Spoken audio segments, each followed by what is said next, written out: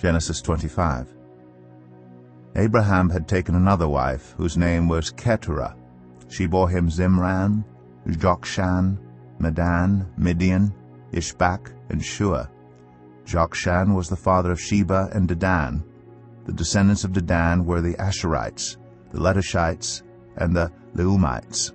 The sons of Midian were Ephah, Epher, Hanok, Abidah, and Eldaah. All these were descendants of Keturah.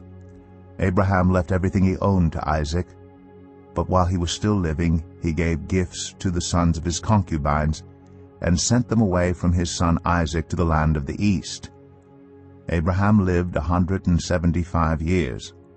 Then Abraham breathed his last and died at a good old age, an old man and full of years, and he was gathered to his people.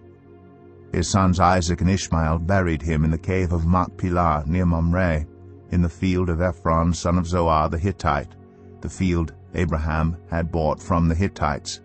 There Abraham was buried with his wife Sarah. After Abraham's death, God blessed his son Isaac, who then lived near Beer-lahai-roi.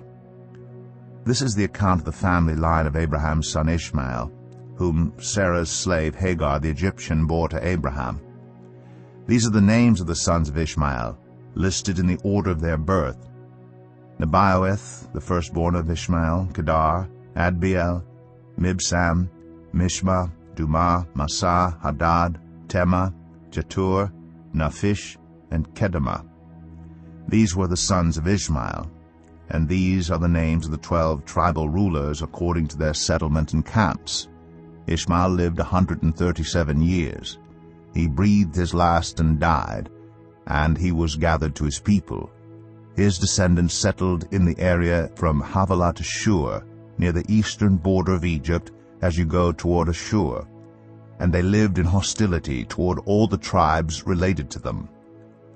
This is the account of the family line of Abraham's son Isaac.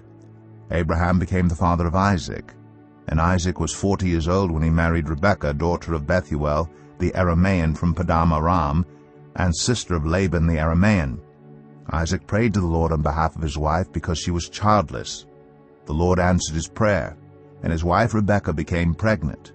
The babies jostled each other within her, and she said, "Why is this happening to me?" So she went to inquire of the Lord. The Lord said to her, "2 nations are in your womb, and 2 people from within you will be separated. One people will be stronger than the other, and the older will serve the younger." When the time came for her to give birth, there were twin boys in her womb. The first to come out was red, and his whole body was like a hairy garment. So they named him Esau. After this his brother came out, with his hand grasping Esau's heel. So he was named Jacob. Isaac was 60 years old when Rebekah gave birth to them. The boys grew up, and Esau became a skillful hunter, a man of the open country, while Jacob was content to stay at home among the tents. Isaac, who had a taste for wild game, loved Esau, but Rebekah loved Jacob. Once when Jacob was cooking some stew, Esau came in from the open country, famished. He said to Jacob, "Quick, let me have some of that red stew. I'm famished." That is why he was also called Edom.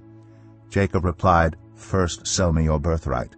"Look, I am about to die," Esau said. "What good is the birthright to me?" But Jacob said, "Swear to me first."